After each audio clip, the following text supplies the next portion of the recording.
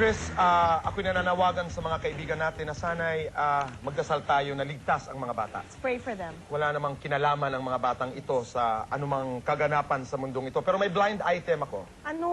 Pwede ba? I mean, tatanungin kita, hulaan mo lamang. Why not? Okay.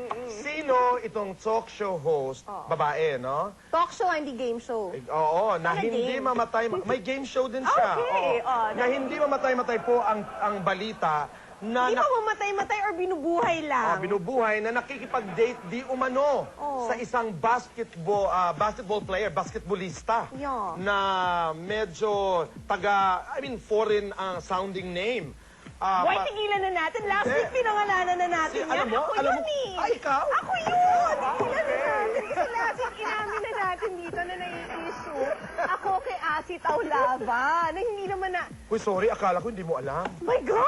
Last week kasi issue na natin. Medyo siguro wala sila ibang mabalita. Okay. Okay, first of all... Set the record straight. Yeah, let's set... Set the record straight. When did we meet him? July 14, birthday of Manny Pangilinan. Alright. The first and the last time. He barely said hi to us. Mula po nung time na yun ni Anino niya, hindi ko nakita, hindi naman tayo nakapanood ng laro ng talk and text. Bakit Although nasa hindi championship sila. Bakit hindi siya nag-hi sa atin? Hindi siguro tayo type. He's happily married. We're joking, And we okay. would like to congratulate his wife because she just gave birth to a bouncing baby. We're still confirming kung girl or boy. That's right. And I'd like to thank both of them kasi they issued a statement na, yun nga, nanonood sila sa akin daw sa game, but wala talagang katotohanan. At nanonood sila ngayon, Asi and Marianne.